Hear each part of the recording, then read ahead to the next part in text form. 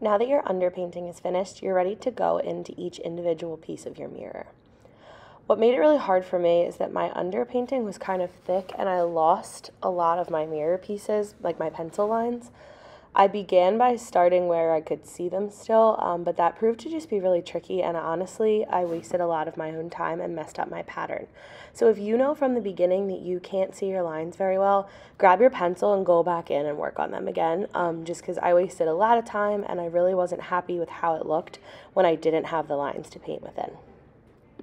You're going to be working with tints, shades, and tones to fill in individual sections of your mirror.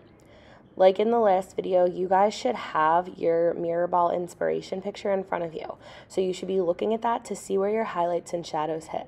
I would recommend mixing up a few different tones, going through and painting them. Then mixing up a few different shades, going through and painting them. And then maybe you have some tints that are really light.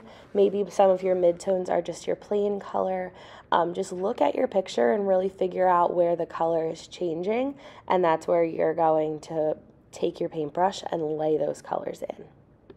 The trick to this is making sure that you're outlining each little brick. You don't want anything to look blobby, so don't just take a color and slap it all over the place.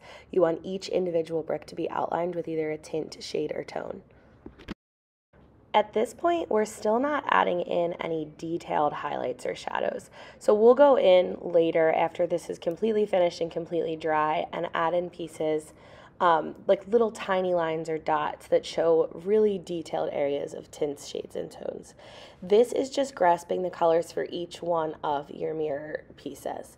The underpainting really is going to help you because where you laid your color out is most likely going to be similar for your overpainting. But just really think about breaking this down into section by section. I want you to really look at your picture in front of you and make sure you're working in each little area.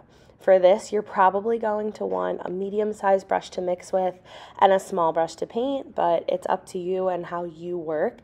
Remember that we're focusing once again on craftsmanship. My paint started to dry out a little bit as I was working. Typically, I would say that this paint does not like water and it gets really watery, and it does. But if your paint starts to dry out in your mixing tray, just tap your paintbrush in the water a little bit and mix it back into your color and it should be fine. This project is going to be very forgiving with paint color mixing. You're not going to have to exactly mix up your color again. They can be close, but not quite the exact same. So just really look at what's in front of you, take your time, and fill up each individual mirror piece with different tints, shades, and tones of your selected color, and then you'll be ready to move on to your finishing details.